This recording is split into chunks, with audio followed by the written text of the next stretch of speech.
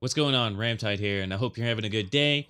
For this video, I want to quickly go over some of my thoughts with how Overwatch handles people who leave or disconnect in competitive play. A big problem is when someone disconnects from the game before the match has even started. I think it should allow them some time to reconnect to the game instead of the game just ending in 10 seconds. I've had a friend lose connection once and it resulted in him losing SR and being banned for 10 minutes from competitive play. However, if the match had started, he would have still had time to get back into the match and not lose SR or receive that short ban. I think that the match could be paused, giving the player a similar allotted amount of time to connect back compared to if the match had started already, and if they don't get back by that time, then just simply end the match.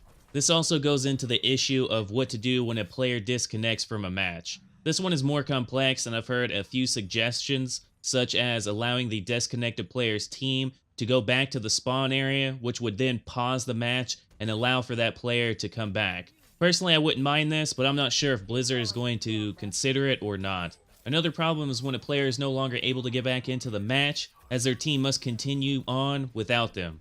I wouldn't mind if there was an option to be able to join such a match. So, for example, when I go to competitive play, having something like a checkbox indicating that I'm alright with being put into a match like this.